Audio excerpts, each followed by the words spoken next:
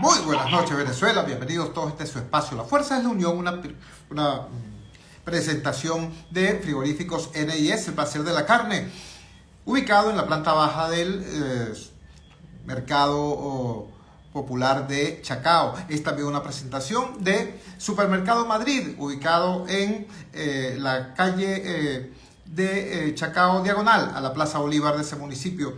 Estamos en medio de un torrencial aguacero que ayer hubo un diluvio bíblico y eso fue lo que motivó nuestra ausencia el día de ayer. Ayer no pudimos salir al aire porque, bueno, medio municipio se quedó a oscuras y entre ellas la manzana donde está Radio Rumbos, por eso no pudimos salir al aire. Hoy también ha caído un palo de agua torrencial, pero bueno, el equipo técnico guapeó, se fue la luz en plena transmisión del noticiero, pero bueno, aquí estamos con ustedes, aquí estamos cumpliendo, sobre todo porque el de hoy es un día extremadamente noticioso y una de las noticias más importantes del día tuvo como protagonista a María Carolina Uzcategui. Como ustedes recordarán, María Carolina Uzcategui fue vicepresidenta de la Comisión Nacional de Primarias. Ese no es, por cierto, su único rasgo distinguible como persona pública. Ella es una dirigente empresarial de larga trayectoria en el sector comercio y en general en el ámbito empresarial venezolano. Ella es un referente muy importante de la sociedad civil venezolana y por eso precisamente fue llamada por los partidos políticos para que colaborara en la Comisión Nacional de Primarias. Si usted cree en las casualidades, juéguese el 45. Juéguese el 45 porque hace 45 días María Carolina Uzcategui renunció a la Comisión Nacional de Primarias, llamando la atención para que su gesto implicara un llamado de atención sobre severas irregularidades a propósito de las cuales ella advertía. Hace 2-3 días la Comisión Nacional de Primarias publicó el buscador de centros de votación y en ese momento todos los venezolanos pudimos ver que María Carolina Uzcategui tenía efectivamente razón. Uno de los argumentos más claros de ella era que al no verificar los centros de votación que habían sido propuestos por los partidos políticos a nivel regional, se corría el peligro de que tales centros de votación no fueran funcionales o no existieran o estuvieran ubicados en lugares que no garantizaban el funcionamiento de la primaria. Bueno, en efecto, cuando se lanza este buscador, todo el mundo pudo ver que un porcentaje altísimo de los centros de votación, 59%, casi 6 de cada 10 centros de votación están ubicados o en residencias particulares o en lugares a cielo abierto, que nadie puede decir con propiedad que sean seguros, defendibles para que se produzca el proceso comicial. Amén de que la ubicación de los mismos no garantiza, como ya advertía hace 45 días María Carolina Uzcategui, no garantiza el acceso al proceso de votación de manera equitativa a todos los sectores sociales. Tenemos en línea precisamente a María Carolina Uzcategui. Querida amiga, muchísimas gracias por atender la llamada que te hacemos desde el Gigante Rumbos. Muy buenas noches. Ahora, cuando faltan más o menos 45 días también para la fecha fijada, comparte con nuestra audiencia cuáles fueron tus señalamientos de hoy en la rueda de prensa y sobre todo, hemos leído en varias crónicas periodísticas sobre lo que dijiste hoy. Planteaste, no es denunciar o señalar a nadie, sino despertar alerta sobre un proceso que nos preocupa a los venezolanos y que a ti te angustia. Háblanos desde esa angustia venezolana, desde esa angustia democrática. Te escuchamos. Buenas noches, Chu. Un placer compartir contigo y con tu audiencia. De verdad, para mí siempre es un gusto. Mira, lo que hice hoy es algo que cualquier ciudadano responsable, cualquier ciudadano preocupado por cómo se está ofreciendo la solución a un problema, o lo que debería ser la solución a un problema que a todos nos angustia, que a todos nos preocupa, que es qué vamos a hacer, qué le vamos a plantear al país, qué le vamos a ofrecer al país con miras al 2024, a la elección presidencial y a una posibilidad cierta que tenemos de poder lograr un cambio político en Venezuela, el tan anhelado cambio político que más del 80% de la población reclama. Entonces, ¿cómo le vamos a satisfacer esa necesidad de cambio a ese 80% de la población si no tenemos una propuesta que de verdad convenza, que sea seria, que sea única, por lo menos que aglomere a la mayor cantidad del espectro opositor y deje una verdadera opción de triunfo? Pues uno de los mecanismos, y para mí el que pudiera haber sido el mecanismo más idóneo para lograr ese fin, era precisamente la primaria. Pero una primaria bien organizada, una primaria que, como planteamos dentro de la Comisión Nacional de Primaria, y razón por la cual en su momento renunció Rafael Arraiz Luca y posteriormente lo hice yo, debería haber sido una primaria que se organizara como se hizo en el 2012, con el CNE, con el sistema automatizado, que permitiera una amplia participación de venezolanos, que permitiera que gran mayoría de los venezolanos, más del 75% de los venezolanos que prefieren votar en su centro de votación tradicional, porque eso es lo que les brinda seguridad y resguardo, lo pudieran haber hecho de esa manera y así decir, cónchale, tenemos un proceso organizado, tenemos un proceso que me brinda seguridad y confianza. Pero lamentablemente se letargaron las decisiones, los plazos se alargaron demasiado y cuando vinimos a ver, cuando por fin se le solicitó al CNE que diera una respuesta por escrito de todos los planteamientos que ya habían debatido con ellos sobre el resguardo, sobre todo de la identidad del elector, el CNE no dio respuesta y lo siguiente que supimos de ellos era que estaban renunciando todos los rectores a su cargo. Perfecto. Es válido que eso haya ocurrido.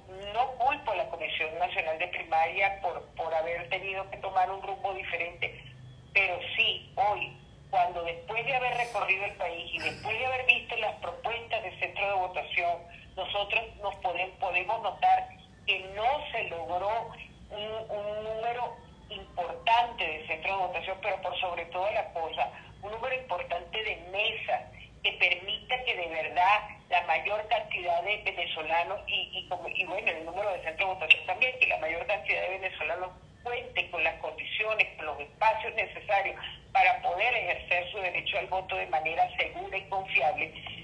Hoy, cuando no tenemos eso disponible, es precisamente el momento de decir, como por ejemplo se hizo en la Universidad Central de Venezuela, ya va, hay algo que se está haciendo mal, hemos cometido un error en la Universidad Central, se dijo el material se mojó, se dañó, lo que sea, no imprimimos suficiente material, tenemos que parar el proceso, tenemos que replantear el proceso y lo vamos a postergar por una fecha donde tengamos mejores condiciones y donde hayamos hecho los cálculos mejor de lo que lo hemos hecho hasta ahora. Y el proceso en la Universidad Central se dio y hoy en día tenemos nuevas autoridades y la gente se pudo expresar de manera adecuada, contaron con el material, con los recursos, con todo lo que se requería para que ese cambio fuese posible.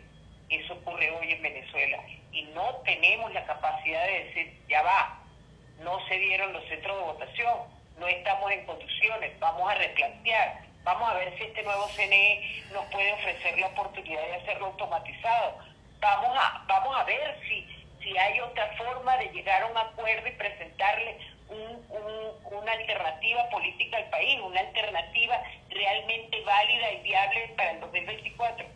Esa voluntad de entender que se está yendo mal y de realizar los cambios necesarios lamentablemente no está presente en el país y denunciarlo pareciera ser que es uno de los peores crímenes que se pueden cometer porque la paliza hoy ha sido descomunal.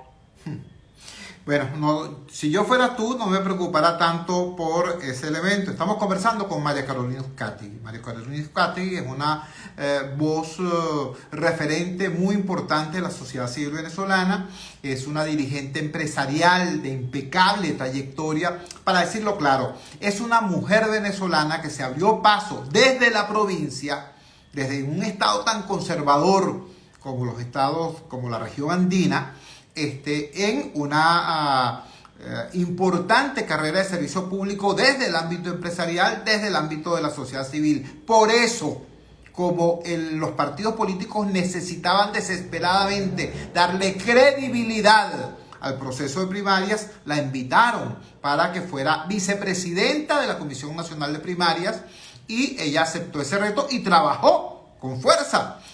Ahora ella vio que el proceso no iba correctamente, para decirlo con claridad. Se hizo un cronograma electoral sobre la base de la posibilidad de que la primaria fuera automatizada. Pero luego, recordemos todo, la primaria que hoy se está dando es una primaria autogestionada. La primaria autogestionada era el planteamiento que hizo el partido político 20, el partido de la señora María Corina Machado,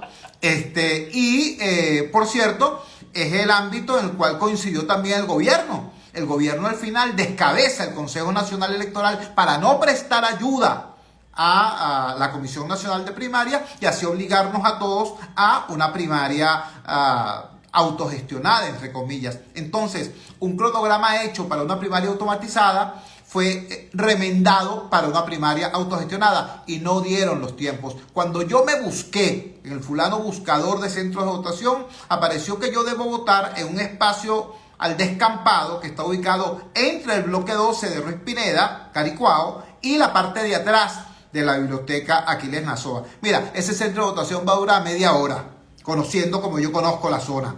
Entonces, María Carolina Uzcategui tiene la decencia de, en vez de decir, yo se lo dije, que perfectamente podría haberlo hecho, sin embargo, lo que hace es hoy dar una rueda de prensa para proponer alternativas.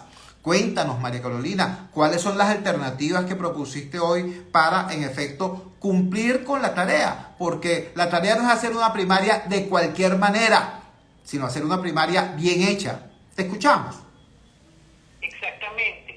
La idea es hacer una primaria bien hecha. Una primaria como la que hicimos en el 2012, que a nosotros no nos tienen que enseñar la rueda, nosotros ya la hemos enseñado. En el 2012 se hizo una primaria que contó con una amplia participación, cerca del 17% de lo que en ese momento era el registro electoral, que contó con el apoyo del CNE, que se hizo con los centros de votación, con el apoyo técnico, porque el control de la primaria siempre estuvo en manos de la Comisión Electoral Nacional de Primaria, como lo iba a estar en esta ocasión, que contó con todo el resguardo y seguridad que se requería para un evento de esa magnitud y tuvimos el resultado que tuvimos. Lamentablemente hoy no se ha logrado y mi planteamiento es, bueno, pero hagamos un alto, revisemos qué es lo que está mal planteado, revisemos qué es lo que no hemos podido lograr, vamos a replantearlo nuevamente, vamos a hacer una revisión. Mira, son insuficientes los centros de votación, los que hay no cuentan con las características y condiciones necesarias. Bueno, vamos a hablar con el Ministerio de Educación. Nosotros como ciudadanos tenemos derechos que debemos hacer respetar. Vamos a hablar con el con el Ministerio de la Defensa, vamos a solicitar que nos brinden un resguardo a un evento ciudadano, tenemos derecho a solicitarlo. O simplemente vamos a plantearnos cualquier otra alternativa, como dije, que pudiera permitirnos ofrecerle al país una verdadera propuesta democrática y unitaria. Eso es lo que estoy planteando. Es el momento, a 45 días del 22 de octubre, es el momento de detenernos y decir, ¿realmente vamos a lograr el objetivo que deseamos si continuamos con esta ruta? Yo no lo creo. Tú no lo crees. La mayor parte del país no lo está viendo. Entonces, ¿por qué no decir, ya va, vamos a rectificar? Conversamos, repito, para quienes se incorporan recién a la transmisión, con María Carolina Uzcategui, ex vicepresidenta de la Comisión Nacional de Primarias. Adelantándome a cualquier planteamiento trasnochado, he leído, María Carolina, en las redes sociales, ese microcosmos que en muchas ocasiones no es representativo de la opinión nacional, pero que sí es muy vehemente. He leído personas cuestionándote, reprochándote, diciendo cosas como, bueno, pero tú estabas en la Comisión Nacional de Primarias, ¿por qué no te quedaste allí para hacer ese planteamiento? ¿Por qué lo haces ahora desde afuera? Yo tengo clara la respuesta. Yo tengo clara la respuesta, pero me importa mucho que la audiencia pueda escuchar tu respuesta de viva voz a esos planteamientos. Lo dije desde allí, lo dije desde un primer momento. Nosotros debemos ir con el CNE, nosotros debemos entender las limitaciones que tenemos en todo el país. Yo soy del interior, yo soy de Valera, Estado Trujillo. Yo el martes me vine en mi carro desde Valera hasta aquí, hasta Caracas. En todo el trayecto, 5 estados, Lara, Yaracuy, Carabobo, Aragua y Miranda. 5 estados recorrí para poder llegar hasta aquí, hasta Caracas, y conseguí solo una estación de servicio donde hice una cola de más de 1 hora para reabastecer el combustible. Imagínate las dificultades, las limitaciones que en este momento hay para esas juntas regionales de primaria, para ir a verificar los centros de votación, para desplegar el material electoral por todo el país. Este país que estamos viviendo no es el país del 2012, no es el país del 2016 ni del 2017, cuando también se hicieron procesos de primaria. Esta realidad nuestra actual es totalmente diferente, y eso lo evidencié en la gira que hice por 2 entidades que me correspondió hacer como vicepresidente de la Comisión Nacional de Primaria, por 2 entidades venezolanas, todo el tiempo abastecida de bidones y suplicándole a la gente en cada lugar que llegábamos tener cómo nos ayudaban a conseguir combustible. Y esa realidad, ese choque con esa realidad que hay en ese país profundo, como muchos lo llaman, me dio señales de que ya va, nosotros tenemos que replantearnos esta primaria. Esta primaria tal y como está, como se está visualizando, es imposible realizarla. ¿Cómo van a ser las juntas regionales para verificar cada centro de votación? ¿Cómo van a ser las juntas regionales para repartir el material? ¿Cómo se van a recolectar las actas? ¿Cómo se van a realizar los diferentes procesos de distribución de logística en todo el país, si ni siquiera contamos con combustible para hacerlo? Y eso lo dije, y la respuesta siempre fue: no te preocupes, eso va a salir. No, hubo alguien que me dijo en algún momento: no te preocupes por los centros de votación, esos van a salir. Y yo le dije: esto no puede ser un acto de fe. Aquí hay que hacer un llamado y aclararle al país que estamos en una dificultad al plantearnos la primaria autogestionada. Y me dijeron: no, tranquila, que esto no va a ocurrir. En la primaria la va a detener el gobierno. Y resulta que el gobierno a esta altura no ha hecho nada, y vamos a seguir esperando que alguien más tome una decisión que nos corresponde a nosotros responsablemente tomar y decidir y decir claramente al país, honestamente al país: señores, no están dadas las condiciones para que la primaria logre el objetivo que se desea, que sea tan amplia y tan participativa como debe ser, como le espera todo el Venezuela. Vamos a replantear y vamos a proponerle otra alternativa en un plazo perentorio. Eso no se está haciendo, y esa razón que hace 45 días me llevó a tomar la decisión de renunciar, para que ese clamor que estaba haciendo desde adentro se escuchara en todas partes, para ver si se hacía correctivo. Hoy en día esas razones que planteaste siguen vigentes, los correctivos no se están haciendo, al contrario, se está profundizando el problema. Fíjate que ya al colgar el buscador en la página, no solamente la gente está tratando de adivinar dónde queda su centro de votación, porque ¿qué voy a saber yo dónde queda la casa del señor José? ¿Verdad? Allá en la calle 17 en Valera, o el local del señor Carlos en la calle 17 en Valera, si yo no transito por ahí todos los días. Entonces, no solamente tenemos esa situación que la gente está tratando de dilucidar dónde queda su centro de votación, sino que ese señor Carlos, que está prestando su local para que se haga la primaria, puede ser amedrentado por un consejo comunal, como tú dices. Puede ser que su centro de votación no dure ni media hora ahí puesto. Y entonces vamos a exponer tanto a los electores que se acerquen a ese centro de votación a votar, al personal electoral que va a estar allí votando, como al propio señor Carlos, que le pueden deteriorar su propiedad porque simple y llanamente seguimos empecinados en seguir adelante con un proceso que sabemos que tiene alta probabilidad que tiene alto riesgo y alta probabilidad de que no resulte como todos esperamos que sea. Cónchale, no podemos ser tan irresponsables.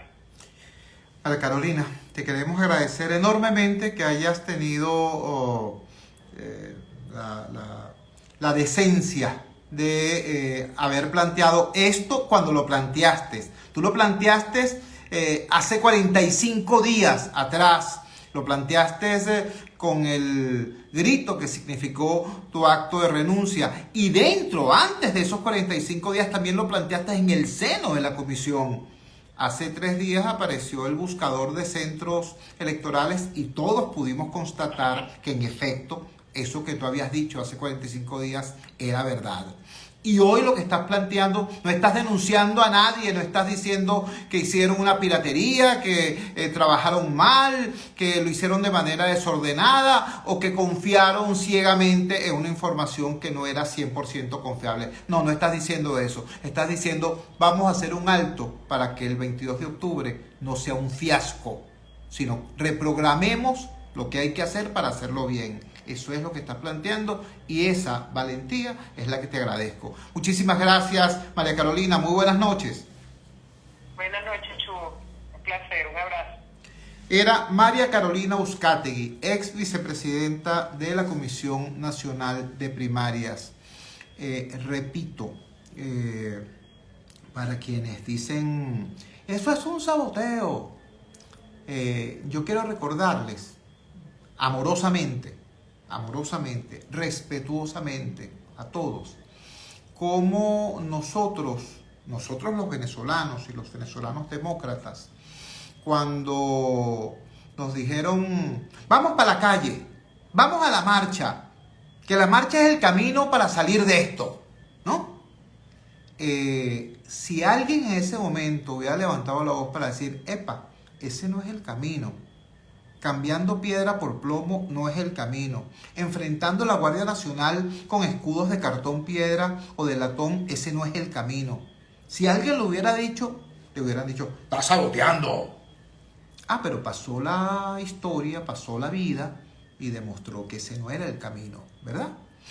Si cuando se proclamó el gobierno interino, con el señor Guaidó a la cabeza, ¿no? Alguien se hubiera parado y hubiera dicho, ya va. Nuestro trabajo no es ser un gobierno de mentira, nuestro trabajo es ser una oposición de verdad. Nuestro trabajo no es estar dando vueltas por el mundo diciendo que nos apoya 60 países. Nuestro trabajo es dar vueltas por todo este país para que nos apoyen todas las parroquias, todos los barrios, todos los municipios y logremos este cambio de adentro hacia afuera. Le hubieran dicho, no vale, está saboteando. Pero bueno, pasó la historia, pasó el tiempo y la vida demostró que ese no era el camino tampoco, ¿verdad? Bueno, ahorita nos están haciendo un planteamiento a tiempo.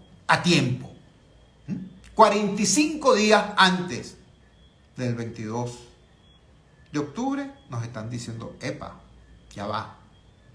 Estas cosas no se están haciendo como se deben hacer. Entonces, ¿de qué se trata?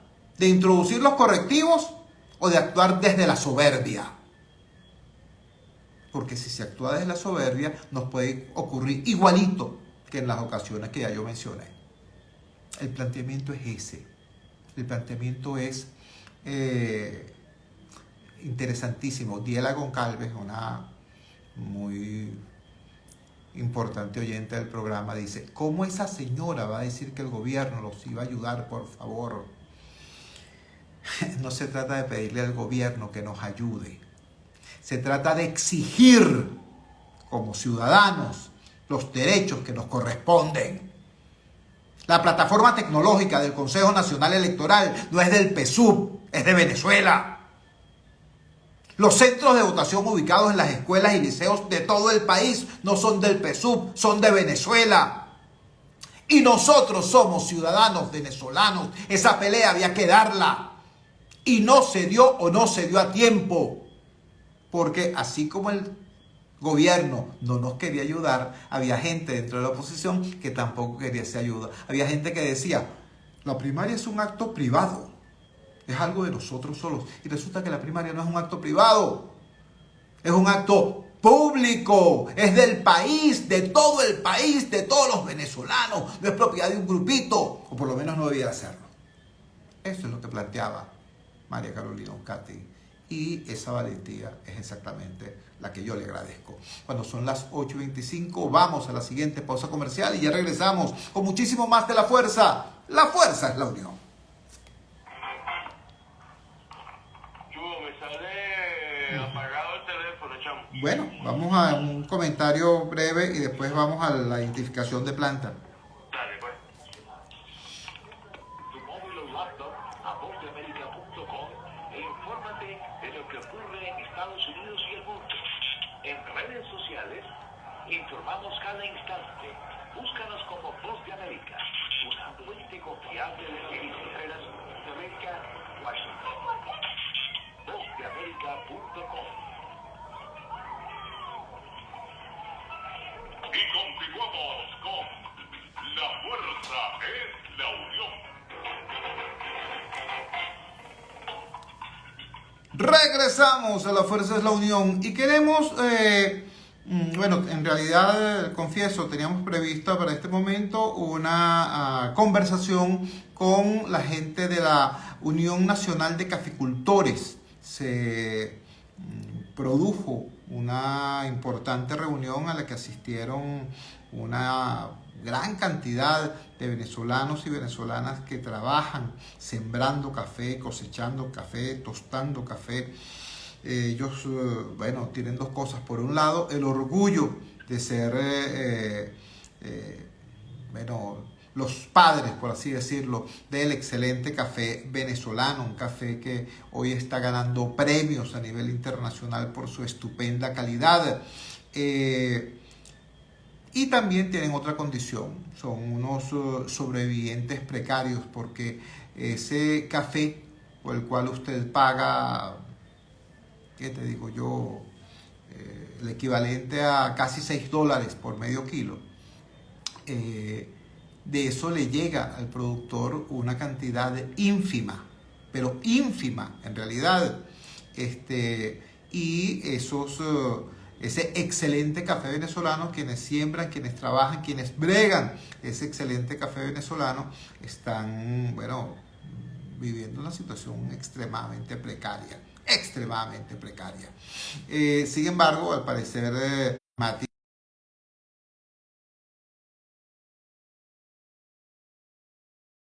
conversación en el día de mañana.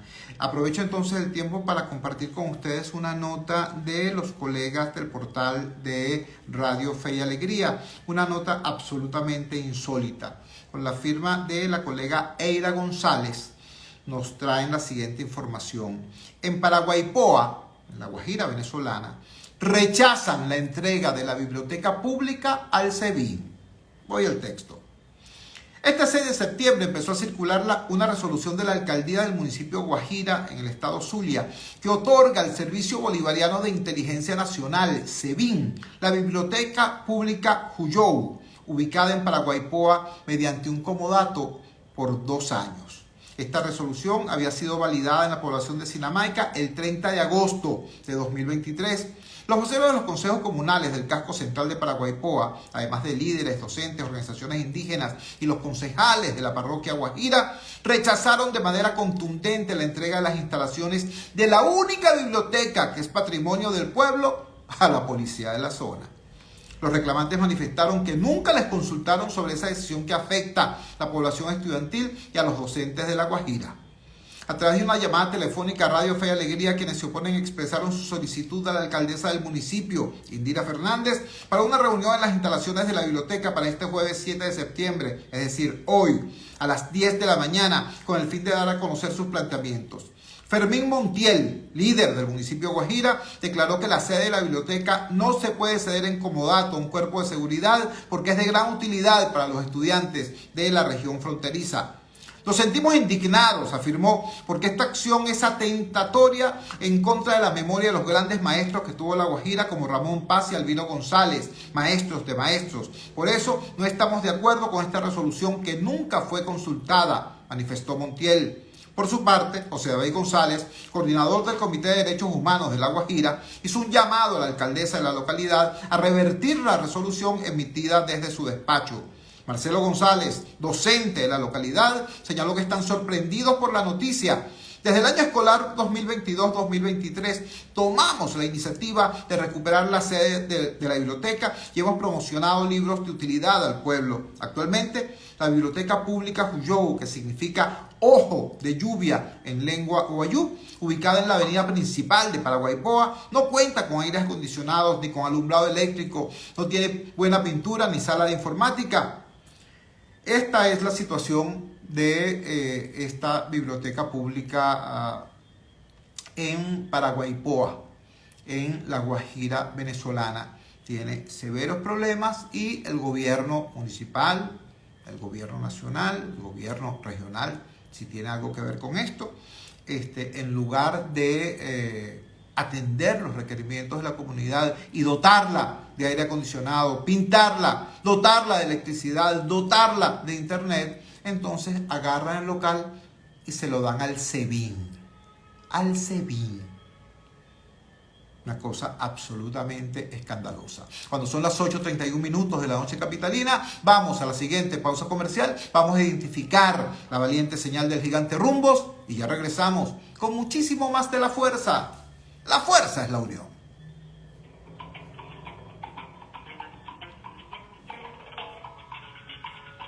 Ya regresamos con La Fuerza es la Unión. Publicidad.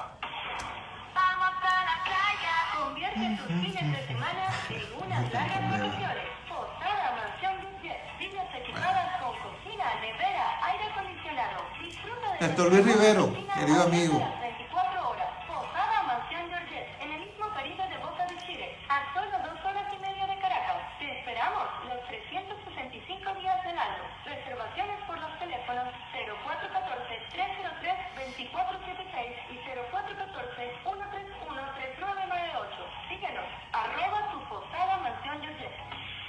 Atención, mucha atención. En Óptica Martínez y Bolívar, en la Roosevelt, frente al elevador. ¿Aló? En Puebla de Iber. Perfecto, estupendo. Ok. Porque ahora tenemos el 20% de descuento en todo. Llámate ya 630819 y aprovecha esta locura que tiene para ti Óptica Martínez y Bolívar. Aprovecha que es por tiempo limitado. Y ahora tenemos consulta en oftalmología con previa cita y a precios solidarios. Corre la voz. Caracas, en Red Vital y Macro estamos para ti los 365 días del año. Visítanos y encuentra todo lo necesario para tu bienestar a precios jamás antes vistos. De lunes a domingo de 8 de la mañana a 8 de la noche. Red Vital y Macro, salud y alimentos en un solo lugar. Hoy la gente está contenta. Red Vital y Macro, juntos vamos a celebrar. Se escucha, se siente, llega a todas partes. Con una programación completa y de calidad. Es Radio Rumbo. 670 AM. Gigante. Son las 8:33. Publicidad. Y volvemos. Ingresa desde tu móvil o laptop a votamérica.com e infórmate de lo que ocurre en Estados Unidos y el mundo. La Secretaría del Tesoro de Estados Unidos, Janet Yellen, aseguró de Martín Rodríguez, Voz de América.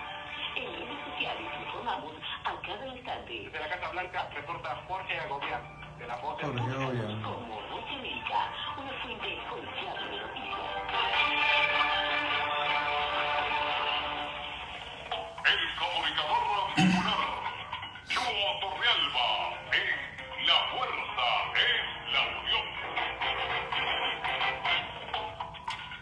Regresamos a La Fuerza es la Unión. En el día de ayer, el colega periodista, amigo mío, Vladimir Villegas, fue tendencia. Y fue tendencia porque, publicó un hilo donde da un conjunto de noticias importantes. Comparto con ustedes tales mensajes. Dice: siguen los contactos a 3 entre gobiernos de Estados Unidos y Venezuela y la plataforma unitaria.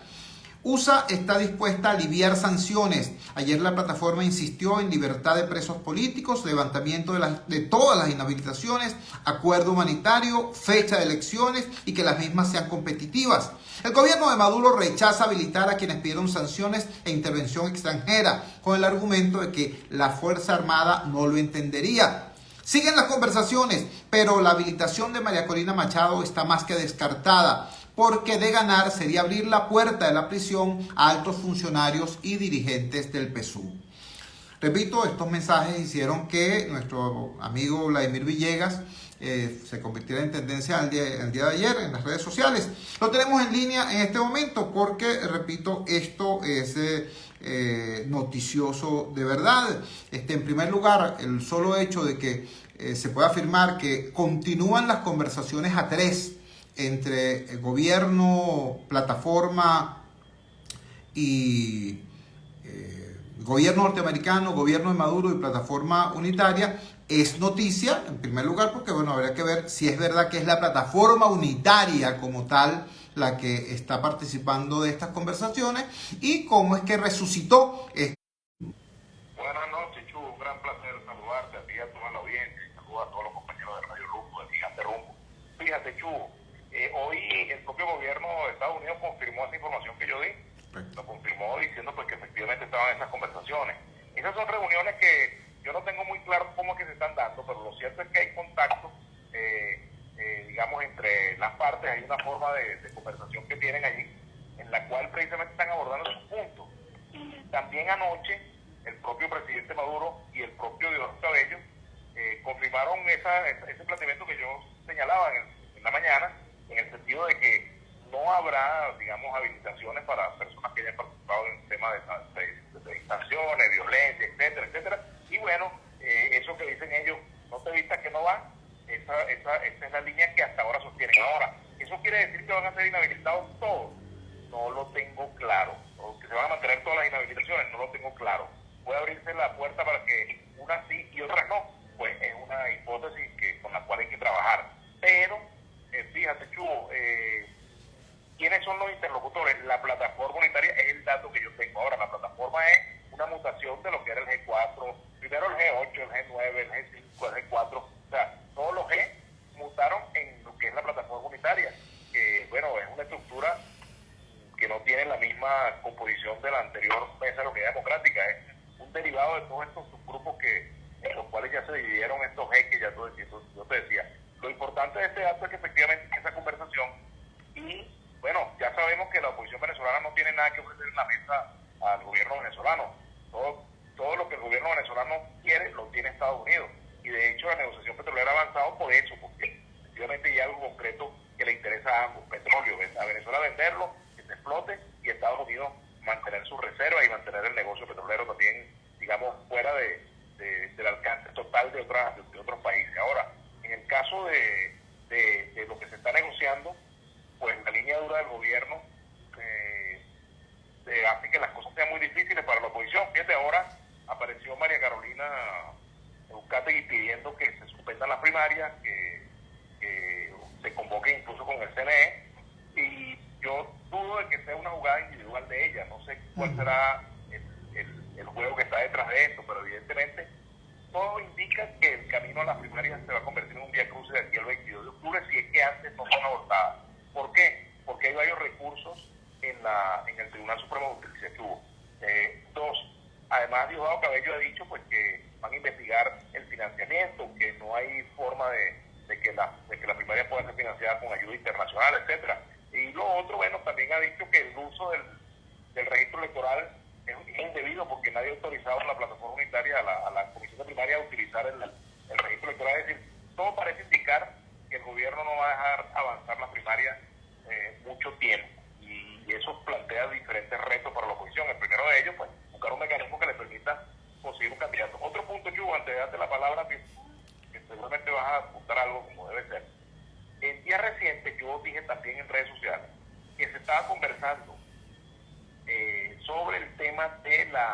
de las sustituciones de candidatos en caso de que resultara electo uno que esté inhabilitado. Pues yo dije que ese planteamiento había sido de Capriles. De acuerdo a lo que me rectifican, ese planteamiento no es que no lo hizo Capriles, vino inicialmente, pero en una reunión privada sí lo planteó Primera Justicia en la voz de Capriles. Es la información que yo tengo de fuentes muy cercanas, de fuentes de Primera Justicia. Pues no voy a nombrar a nadie, pero son fuentes del Partido Amarillo, y si lo dije es porque tengo esa fuente que para mí es de seriedad y con la cual pues converso mucho. Y bueno, de hecho alguien por allí me llamó para pedirme que le dijera quién era el datero. Y yo le dije, no, chico, no te puedo decir eso, por Dios. Es decir, este panorama está bastante complicado para el tema de las primarias, ¿no? Claro, estamos conversando con Vladimir Villegas, periodista venezolano, un hombre con múltiples dimensiones, ha sido dirigente político, ha sido dirigente sindical, ha sido diplomático, y en la actualidad se desempeña esencialmente como comunicador social, y desde ese rol ha estado dando informaciones que son realmente relevantes. Vladimir, en primer lugar, te hablaba del tema de quién está sentado en la mesa, porque acaba de ocurrir algo que pasó desapercibido para muchos, con la designación del nuevo Consejo Nacional Electoral. La plataforma unitaria, de manera airada y vehemente, gritó a voz en cuello que ellos no tenían absolutamente nada que ver con el proceso de negociación.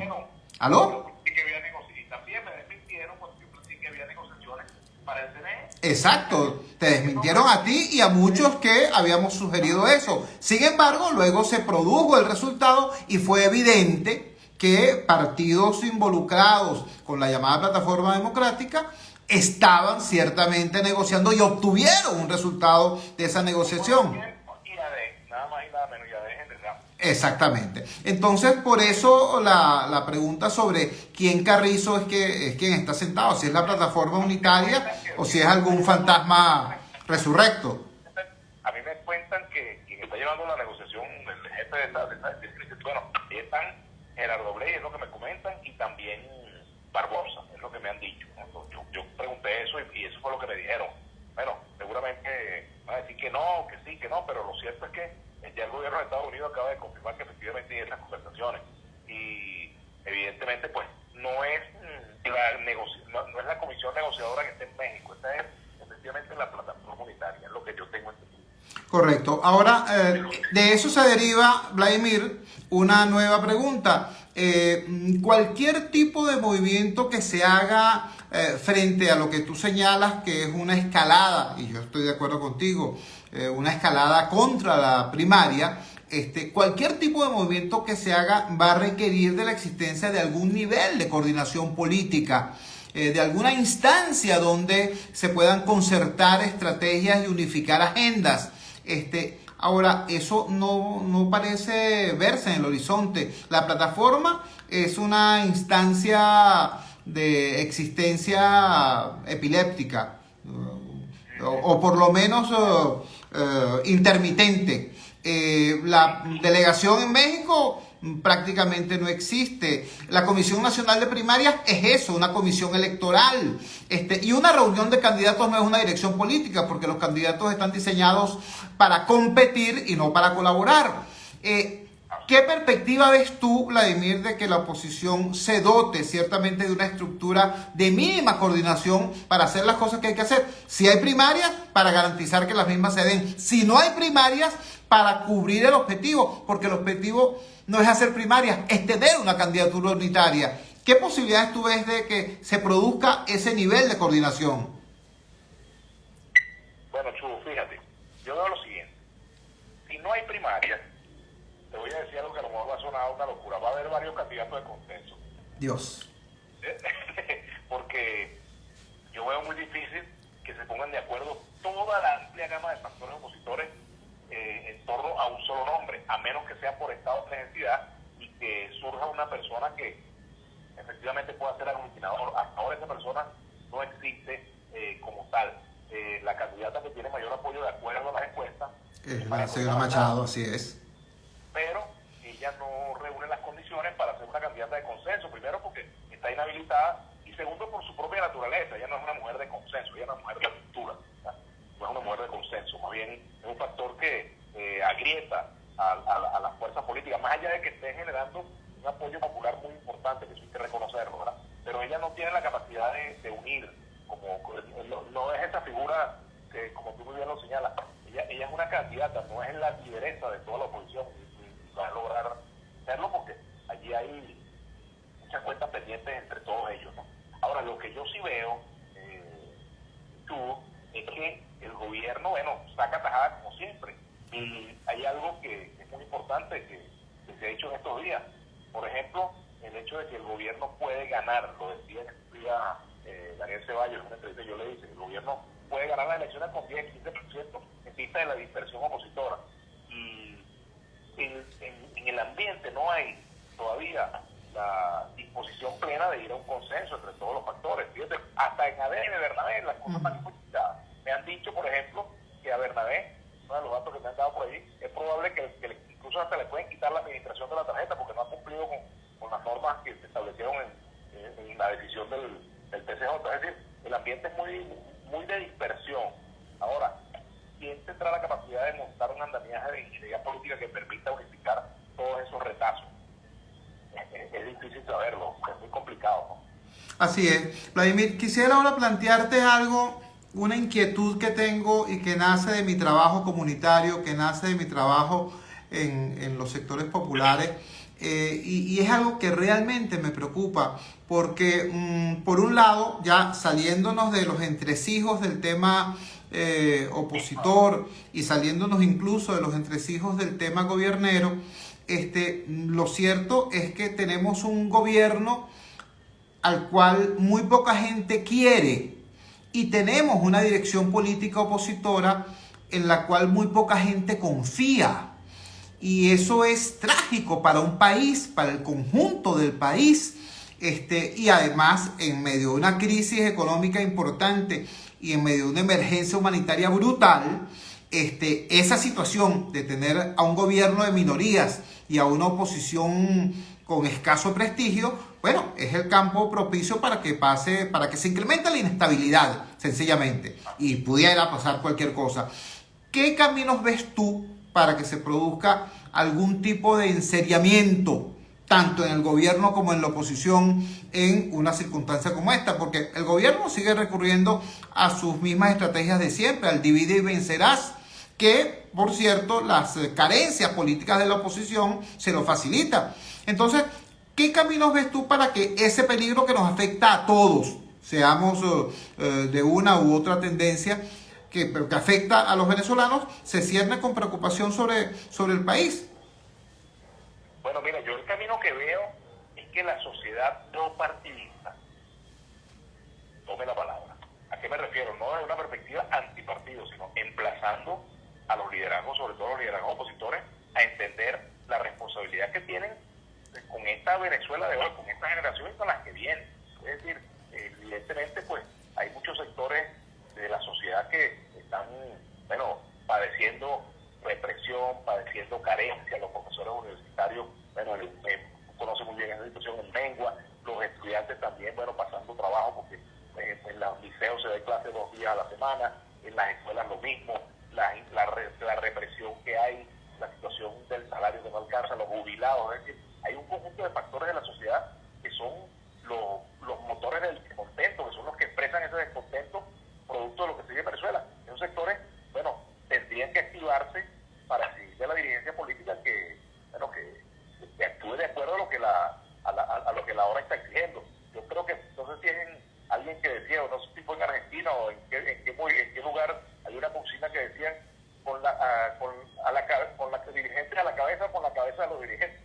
Es decir, es un momento en el cual la clase política tiene que mostrar de qué está hecha realmente, ¿no? Y fíjate, hay algo que es muy importante que decía también Daniel Ceballos, es que el país no está dividido en opositores y chavistas, sino entre gente que tiene poder y gente que no tiene poder, porque lamentablemente, hay que decirlo también, hay factores de la oposición que tienen una cuota de poder, ¿verdad? Tienen poder, tienen recursos, se movilizan, tienen cómo hacerlo, igualmente en el gobierno, pero las grandes mayorías no tienen ni poder, ni influencia, ni voz. Entonces, ¿qué más queda? Que efectivamente la sociedad, no partidista, se promueva rayos de timón, ¿verdad? Que son tan necesarios. Porque lo otro es esperar un Mesías. Claro. Y yo he dicho que en Venezuela, y tú también creo que lo has dicho muchas veces, que el Mesías no puede ser individual, el Mesías tiene que ser colectivo. Eso de buscar otra vez un hombre a caballo, pues creo que no es la fórmula adecuada, aunque ciertamente un hombre debe encarnar esa política. Evidentemente, pues trabajar por la unidad nacional es una construcción colectiva, no es una construcción ni de cogollos ni de líderes iluminados, ¿no? Es así. Vladimir, te agradecemos enormemente que nos hayas regalado estos minutos y que hayas compartido con la audiencia del Gigante Rumbos tu mirada, que es al mismo tiempo amplia y profunda. Un gran abrazo, buenas noches. Hermano, y pendiente de que hagamos otro programa, porque después me toca a mí hacerte unas preguntas a ti. Seguro que sí. Un gran abrazo. Vladimir Villegas, periodista venezolano, fue dirigente político, fue dirigente sindical en el gremio periodístico, fue diplomático incluso de nuestro país, y hoy como comunicador social está adelantando todas estas opiniones y planteamientos e informaciones que lo llevan a convertirse cada cierto tiempo en tendencia en las redes sociales. Vamos a la siguiente pausa comercial y ya regresamos con la recta final aquí en La Fuerza es la Unión.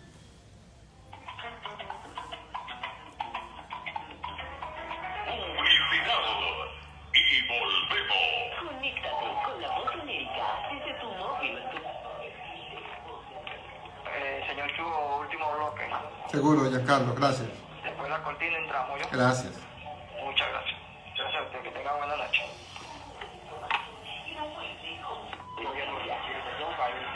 Desde la Casa Blanca reporta Jorge Agobián, de la Voz de América.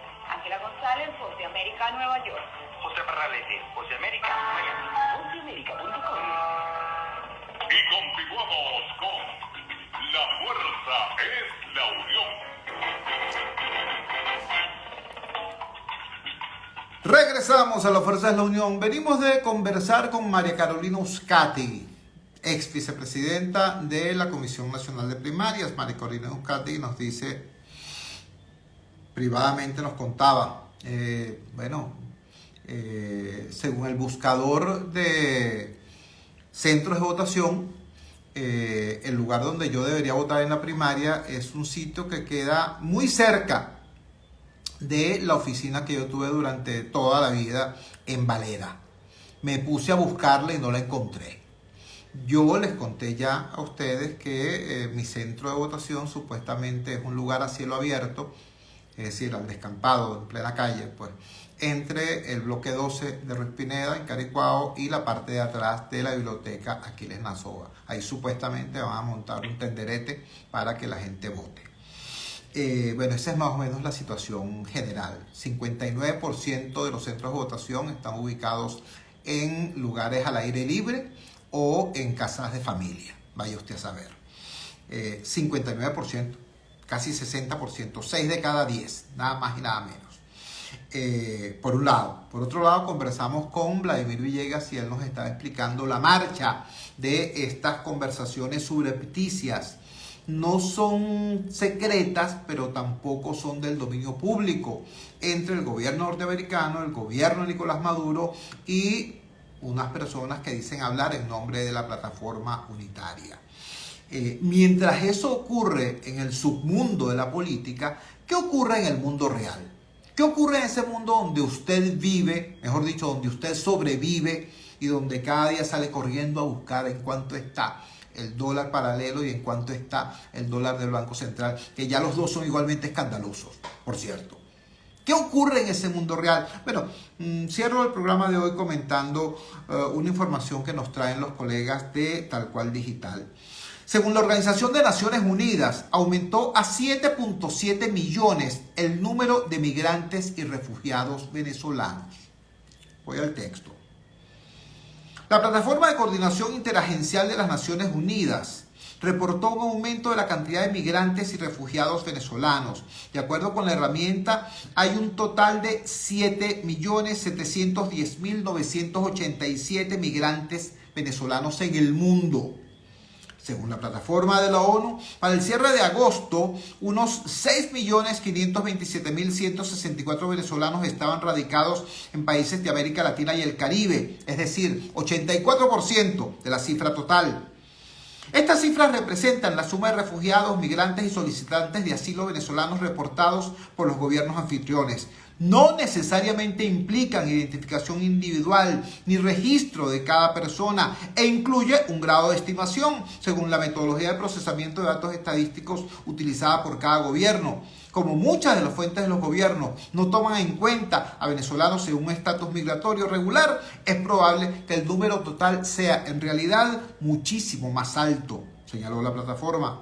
En la actualización de agosto, Colombia se mantuvo como el país con mayor número de venezolanos, con 2.894.593, seguido por Perú, 1.542.004 venezolanos, Brasil, 477.493, Ecuador, con 474.945, Chile, con 444.423, Argentina con 220.595, República Dominicana con 124.241, México con 113.108, Panamá 58.158 y Trinidad y Tobago con 36.218 migrantes venezolanos.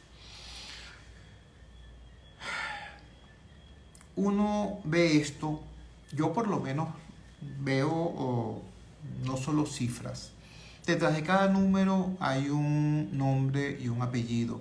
Detrás de cada número hay un ser humano. Y ese ser humano no está solo. Ese ser humano tiene una familia. A veces la familia lo acompaña, ¿no? Y hemos visto ya los datos espantosos de familias enteras intentando cruzar el infierno del Darién. Mujeres embarazadas pariendo en el Darién. Mujeres embarazadas o recién paridas muriendo en el Darién. Todo eso lo hemos visto. No son extraterrestres, no son personajes de ficción, no son personajes de una película o de una serie de Netflix. Son personas de carne y hueso que son venezolanos, como usted que me está viendo, como usted que me está escuchando, como usted que me está oyendo espantado, como nosotros. Y en muchas ocasiones son familiares nuestros. Mientras esos hermanos nuestros están allí, repito, ahogándose en el río Bravo, pasando la selva del Darién, siendo víctimas de violaciones, de atracos, de asesinatos, de secuestros por parte de los coyotes, de las bandas armadas, de los ejércitos privados, de los carteles de la droga en el norte de México. Mientras esos venezolanos están así. Bueno, chicos, Nicolás Maduro está amenazando a la oposición. Diosdado Cabello está en su programa de los miércoles. Los dirigentes de oposición dicen en público que no están negociando y en privado sí lo están haciendo. Ellos están en su mundo, mientras que en el mundo real este país se está deshilachando, se está desangrando, está colapsando. Entonces creo que vale la pena retomar aquel planteamiento que hizo uno de nuestros entrevistados en el programa recién, hace minutos apenas. La Venezuela no partidista tiene que levantar su voz, tiene que hacerse escuchar y tiene que exigirle a quienes tienen la osadía de llamarse a sí mismos dirigentes nacionales, pero vale que estén a la altura del dolor y de la esperanza de este país. Este es un gran país, y en ningún otro país nosotros vamos a lograr lo que aquí podemos lograr. Este es el único país donde no nos va a llamar extranjeros. Es el único país donde no nos va a llamar venecos con rictus de desprecio en la cara. Este es nuestro país y tiene como ser un gran país. Pero no podemos seguir dejándoselo en las manos exclusivas de los politiqueros de uno o de otro bando. El país no partidista tiene que levantar su voz y decirle a uno: ensériense, ustedes tienen la responsabilidad de gobernar, gobiernen. Si el gobierno de Maduro utilizara el 10% de la energía que usa para dar excusas en buscar resultados, la cosa fuera muy distinta. Y a los opositores, a los dirigentes de la oposición político-partidista, también hay que decirles lo mismo, ensériense. Ustedes la misión que tienen es lograr un candidato unitario, no hacer primarias. Lograr un candidato unitario. La primaria era un mecanismo, un instrumento, un método, pero no es un fin en sí mismo. Si van a utilizar ese método, háganlo bien. Y si no, pónganse de acuerdo de la manera que sea posible y necesaria. Pero este inmenso país que quiere cambio necesita tener un rostro político que sea electoralmente competitivo. Muy difícil entenderlo. Bueno, para aquellos que tienen su vida tranquila y asegurada aquí en Venezuela, o en Bogotá, o en Miami, o en Madrid, porque es muy sabroso ser dirigente de oposición desde Europa Occidental o desde Norteamérica.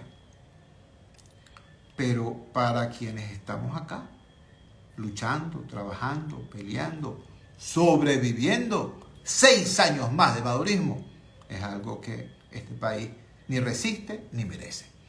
Cuando son las 9:01, nos despedimos. Trabajamos para ustedes. En la presidencia, el gigante Rumbos, la doctora Elsa Siciliano. Al frente de los controles estuvieron Giancarlos Durán y el mago Ángel Villalobos. Habló para ustedes su amigo, comunicador popular, activista social, ciudadano en lucha por la democracia y por la libertad, Jesús Chuo Torrealba. Ahora más que nunca, fuerza Venezuela, porque la fuerza es la unión. La fuerza de la unión fue una presentación de frigoríficos NIS, el placer de la carne, ubicado en la planta baja del mercado municipal de Chacao. Es también una presentación de Supermercado Madrid, ubicado en la calle Pá, Chacao, diagonal a la Plaza Bolívar de ese municipio. Cuídense muchísimo. Nos encontramos mañana a las 8 de la noche en la valiente señal del gigante Rumbos, si Dios quiere. Ok, Chugo.